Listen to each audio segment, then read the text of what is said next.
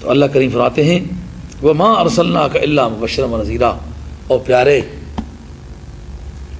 ہم نے آپ کو بھیجا ہے اس حالت میں کہ آپ خوشخبری سنانے والے ہیں، ڈر سنانے والے ہیں۔ آپ کا کام ان جھنجھٹوں میں پڑنا نہیں ہے کہ کوئی مان گیا یا نہیں مان گیا، مانتا ہے تو اپنی عاقبت کو بہتر بنا رہا ہے، اگر نہیں مانتا تو اپنے آپ کو تباہ کر رہا ہے۔ جہاں تک آپ کی ذمہ داری کا سوال ہے، آپ نے اپنی ذمہ داری کو پوری طریقے سے ادا فرما دیا ہے، اس لیے آپ ہماری بارگاہ میں سرخرو ہیں۔ آپ کا کام جو آدمی نیکی کا کام کرے اسے جنت کی خوشخبری سنانا ہے، جو آدمی اللہ کے قانون کی مخالفت کرے اس کو دوزخ کا ڈر سنانا ہے۔ آپ مبشر ہیں اور نذیر ہیں۔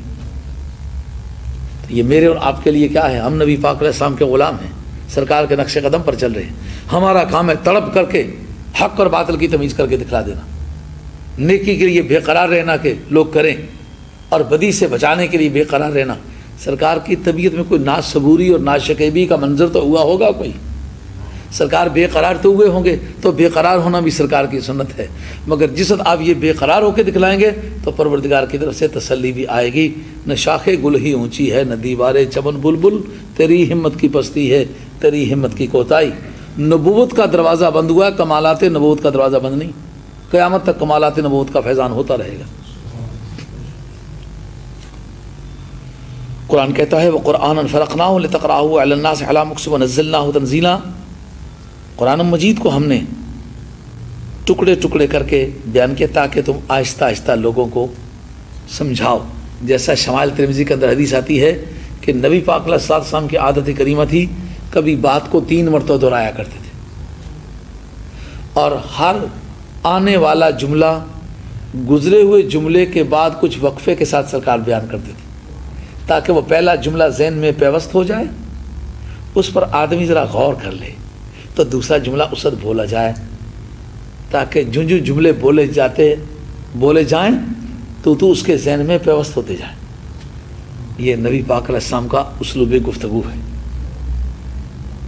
کہا تیرے مزاج کے مطابق ہم نے قرآن مجید کو تھوڑا تھوڑا کر کے ٹکڑے ٹکڑے کر کے نازل کیا ہے، تاکہ لوگوں کی فہمائش کے لیے آپ آہستہ آہستہ پارٹ وائز تھوڑا تھوڑا کر کے بیان کریں، تاکہ وہ ساتھ ساتھ سمجھتے بھی جائیں، ساتھ ساتھ ان کے دل اور دماغ میں بیٹھتا بھی جائے۔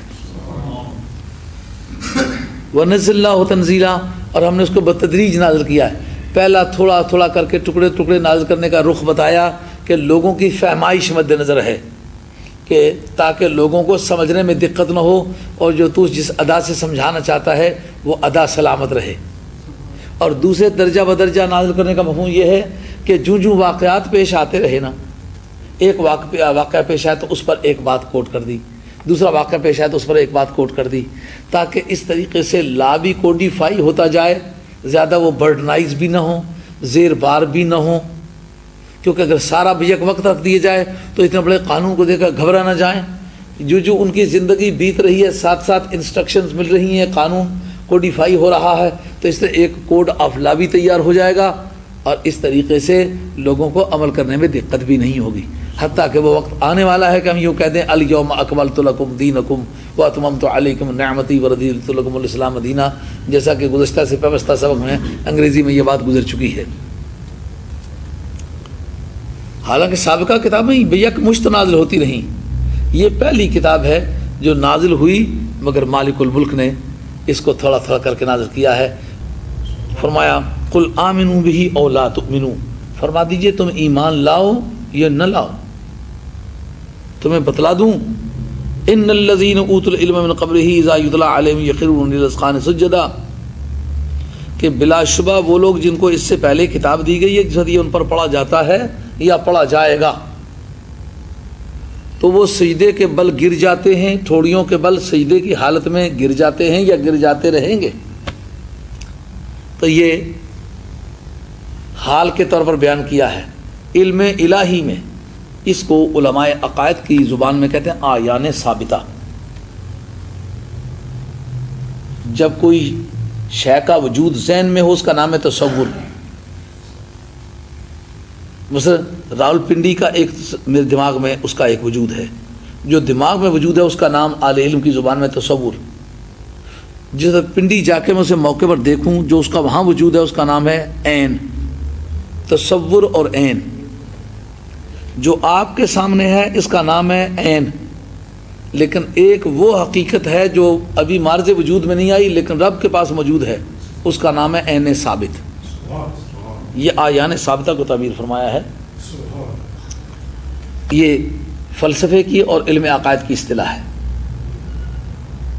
یعنی یہ بات اللہ کی بارگاہ میں اس طرح جیسا ہو رہی ہے، حالانکہ یہ بات تو مدینہ طیبہ میں پیش آنی ہے، تو یہ صورت مکہ شریف میں نازل ہوئی ہے۔ تو مکہ شریف کی صورت کو کے اندر یہ کہنا کہ بے شک وہ لوگ جو اس سے پہلے علم دیے گئے ہیں، جب ان پر قرآن مجید پڑھا جائے تو تھوڑیوں کے بل سجدے میں گر جاتے ہیں، یہ تو حال ہے نا، تو اب کہاں گرتے ہیں؟ کہا یہ اس وقت تمہارے نزدیک جو آیان خارجہ ہیں ان میں نہیں ہے، لیکن آیان ثابتہ میں ہے، رب کی بارگاہ میں ایسا جیسا اب ہو رہا ہے۔ وہ کون تھے؟ ان سے مراد زید بن عمر بن نفیل، حضرت سلمان فارسی، حضرت ابو ذر رضی اللہ تعالیٰ عنہ، یہ آل الکتاب میں سے تھے۔ حضرت عبداللہ بن سلام یہ بھی آل کتاب میں تھے۔ یہ آل کتاب میں سے لوگ تھے جو مسلمان ہوئے تھے، اور جو ہی وہ قرآن مجید سنتے گئے نا تو انہوں نے کہا واقعی یہ بات ہماری کتاب میں لکھی ہوئی ہے۔ اور یہ بزرگ جو ہیں جنہوں نے کبھی وہ کتاب پڑھی نہیں اور یہ پڑھے ہوئے ہیں بھی نہیں، کسی یہودی یا نصرانی کے ساتھ ان کا کوئی رشتہ داری بھی نہیں ہے، تو ان کے پاس سورس آف انفارمیشن ہی نہیں ہے۔ یہ جب تک لوح محفوظ سے نہ آئی ہو اس کا علم تو ہمارے پڑوسیوں کو نہیں ہے، اگر اس کو اس کا علم ہے تو اس کا مطلب یہ ہے رب نے اس کو بتلایا۔ تو وہ سجدے کے بل واقعی گر گئے تھے، اور انہوں نے اللہ کے حضور کہا کہ مولا کریم تیری سچائی پر ایمان لاتے ہیں، اور اس طرح محبوب اپنا رسول تسلیم کر لیا۔